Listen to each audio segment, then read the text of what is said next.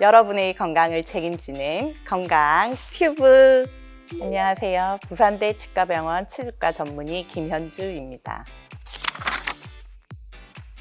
저희 부산대 치과병원은 경상남도 양산시에 위치해 있습니다. 부산대 치과병원은 부산, 울산, 경남 지역의 유일한 치과대학병원입니다. 저희 치주과에서는 자연치에 발생하는 치주 질환의 치료뿐만 아니라 임플란트의 식립, 주위염의 처치, 심리치주 치료 등을 적극적으로 시행하고 있습니다. 치료 이후 유지관리 처치를 받을 수 있는 시스템이 잘 갖추어져 있기 때문에 치주염 및 임플란트 주위염을 조기에 접근하고 건강하게 유지할 수 있게 치료받으실 수 있습니다.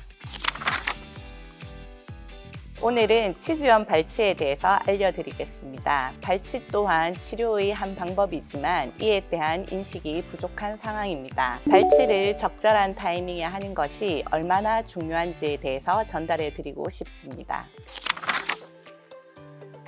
치주는 치아치, 둘레주, 말 그대로 치아 주위 조직을 말해줍니다. 치주염은 치아를 둘러싼 주위 조직에 생기는 염증성 질환으로 조절되지 않을 경우에는 치아를 흔들리게 하거나 혹은 빠지게 할 수도 있는 심각한 잇몸 질환을 말합니다. 치주염은 주로 세균성 치태인 플라그의 질적 양적 변화에 대한 잇몸이나 혹은 치조골 등 치주 조직의 만성 염증성 반응으로 나타납니다. 따라서 치료의 핵심은 치태 및 치석을 철저하게 제거하는 기계적인 처치입니다. 치주염의 원인은 치태 및 치석이지만 염증과 면역 반응에 따라서 조직이 파괴되면서 질병이 진행되게 됩니다. 질병의 진행과 심도는 개인의 면역 체계 및 환경, 유전 요소 등 다양한 요인에 의해서 영향을 받을 수 있습니다. 환자분들이 느낄 수 있는 치주염의 주요 증상은 잇몸에 피가 난다든지 혹은 건강한 핑크빛에서 붉은빛으로 변하는 잇몸의 색조 변화, 그리고 염증으로 인해서 잇몸이 물컹한 느낌이 드는 것, 그리고 온도 자극에 대해서 민감도의 증가, 잇몸이 지글거리는 느낌 등이 있을 수 있습니다. 또한 개인의 잇몸 생체 타입에 따라서 얇으신 분은 잇몸이 퇴축될 수도 있지만 잇몸의 위치 변화가 없더라도 내부로 파고드는 형태의 병이 진행되기도 합니다. 치주염은 만성 염증성 질환이지만 질병이 심해질수록 면역이 저하되는 순간 급성으로 활성화될 수 있습니다. 이때 잇몸은 불룩하게 부어오르게 되는데 이러한 급성침 농양은 보통 3, 4일 후에 저절로 가라앉기 때문에 많은 환자분들이 병이 자연스럽게 나았다고 생각하곤 합니다. 하지만 이러한 증상이 반복될 때마다 해당 부위의 치조골은 심하게 흡수가 되며 결국 치과에 내원하였을 때 발치가 필요한 경우가 많습니다. 전신적으로 피곤하거나 혹은 심한 음주 후에 잇몸이 볼록하게 붓는 부위가 있다면 반드시 치과를 내원하셔서 적절한 시기에 치료를 받는 것이 중요합니다. 치주염의 전 단계는 치조골의 소실 없이 잇몸에만 오로지 국한되는 염증성 반응인 치은염입니다. 이 단계에서 원인 요소가 적절하게 제거되지 않으면 염증성 반응이 진행되게 되어 치조골의 흡수가 발생되게 됩니다. 골 흡수량의 정도에 따라서 경도, 중도, 고도의 치주염으로 분류되게 됩니다. 보통은 고도의 치주염 단계에 이르게 되면 치아가 많이 흔들리게 되어 잇몸이 붓는 증상이 반복적으로 나타나며 해당 치아로 인해 정상적인 식사가 어려워질 수 있습니다. 치과에 처음 내원하시면 보통 방사선 사진을 촬영하게 됩니다. 이는 현재의 치조골 높이를 평가하기 위함인데요. 이와 함께 치주과에서는 잇몸 검사를 시행합니다. 얇은 막대형 기구인 프로브를 이용하여서 치아와 잇몸 사이 공간을 탐침하여 병의 깊이를 측정합니다. 또한 치아의 동요도, 치아의 위치 변화, 그리고 색의 변화, 질감의 변화 등을 검사합니다. 방사선 사진과 앞서의 임상 검사의 결과를 종합해서 치주염의 유무 및 심도를 결정하게 됩니다. 치아들은 독립적으로 치조골에 식립되어 있지만 서로 매우 밀접하게 인접해 있습니다. 예를 들어서 한 치아에 발생한 치주염은 심한 치주염이 제대로 관리되지 않으면 병이 진행되면서 인접 치아의 치조골도 흡수시킬 수 있습니다. 먼저 치수염을 다른 두 가지 치주염과 치은염과 구분하는 것이 필요합니다. 치수염은 치아 내부에 위치한 신경과 혈관 조직에 염증이 생긴 상태로 주로 특정 치아에서 극심한 통증이 발생하는 것이 특징입니다. 치수염의 원인은 치아 우식증의 진행이나 외상 등 치아의 경조직에 영향을 주는 요인입니다. 반면에 치은염과 치주염은 치주 조직에 생기는 염증성 질환으로 치아가 멀쩡해 보여도 발생할 수가 있습니다. 치아와 치주 조직은 밀접하게 연결되어 있기 때문에 서로 연관된 질환이 발생할 경우 진단과 치료의 과정이 더욱 복잡해질 수 있습니다.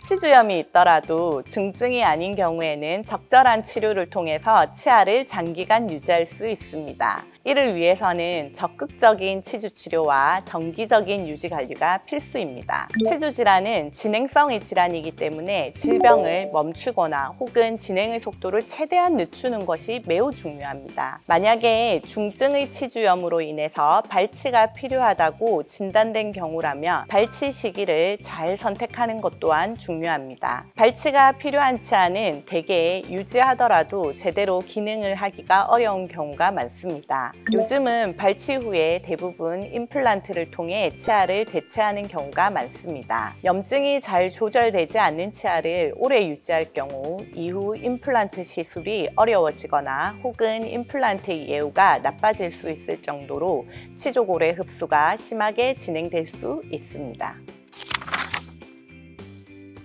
치주염의 치료 방법은 질병의 심도에 따라서 결정됩니다. 초기의 치주염의 경우 스케일링이나 소파술 혹은 활택술만으로도 잘 조절될 수 있습니다. 그러나 질병이 더 진행될 경우 상황에 따라 치주 수술이 필요한 경우도 있습니다. 대표적인 치주 수술로는 박리소파술과 치조골 이식술이 있습니다. 박리소파술은 잇몸을 박리하여서 하방에 있는 염증 조직을 모두 제거하는 수술입니다. 치조골 이식술은 잇몸을 박리하여서 내부의 염증 조직을 모두 제거한 후에 골 결손의 형태가 골 재생에 유리할 경우 치조골을 이식하는 방법입니다. 이 수술을 통해서 치아의 예후를 개선할 수 있는 경우가 많습니다. 하지만 모든 경우가 수술 적응증이 되는 것은 아닙니다. 제가 생각하는 가장 중요한 기준 중에 하나는 치아의 동요도입니다. 병이 심하게 진행되어서 치아가 과도하게 흔들릴 경우 치주 수술을 시행하더라도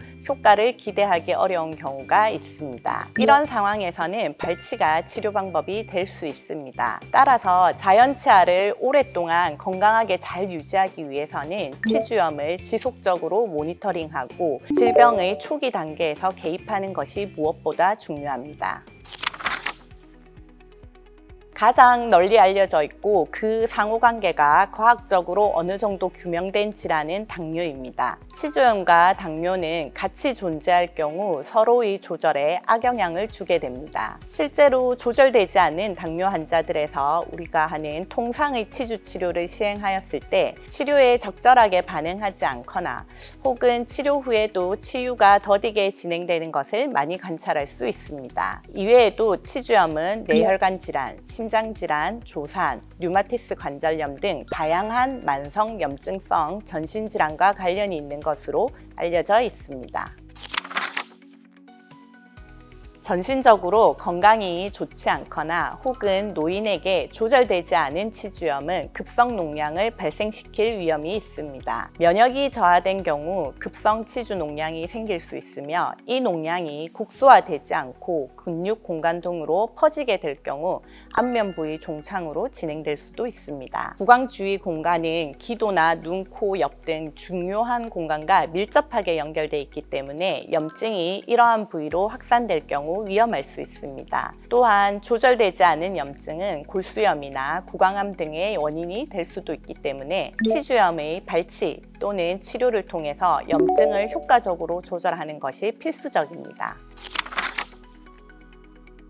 치료 후에도 치태가 적절히 조절되지 않으면 재발될 수 있습니다. 아무리 철저하게 입솔질을 해도 모든 면에서 치태를 완벽하게 제거하기는 어렵습니다. 특히 병이 중등도 이상으로 진행된 경우에는 칫솔이 접근하기 어려운 복잡한 치근의 형태가 노출되게 됩니다. 따라서 재발의 위험성은 항상 존재합니다. 이에 치주 치료가 완료된 후에도 지속적으로 유지관리 치료를 시행하여서 재발을 조기에 인식하고 신속하게 대응하는 것이 중요합니다.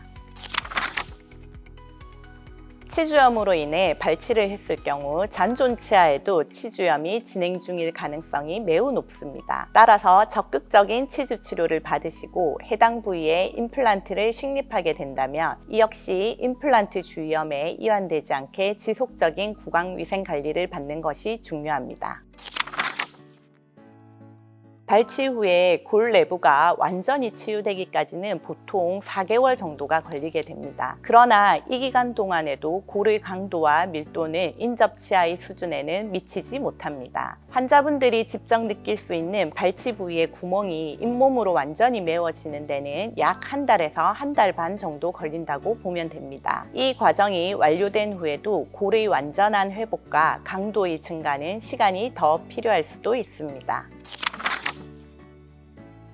입솔질을 잘하는 것입니다. 하루에 4번 전체 치아를 꼼꼼하게 닦는 과정이 필요합니다. 특히 치주염이 진행되어 치료를 받은 경우에는 단순히 3분간 양치하는 것만으로는 부족하게 되며 치간 칫솔과 치실과 같은 보조기구의 사용이 필수적입니다. 치과에서 스케일링을 받았다 하더라도 해당 부위에 3일 정도만 칫솔모가 닿지 않아도 치석이 금방 생길 수 있습니다. 치석은 입솔질만으로는 제거할 수 없기 때문에 정기적인 치과 방문과 스케일링이 필요합니다.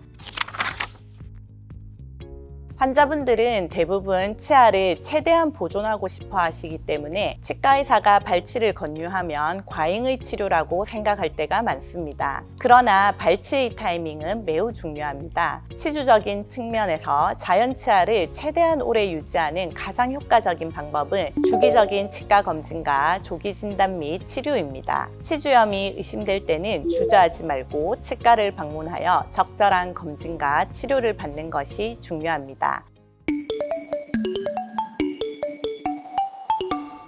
모두가 건강해지는 그날까지 건강 튜브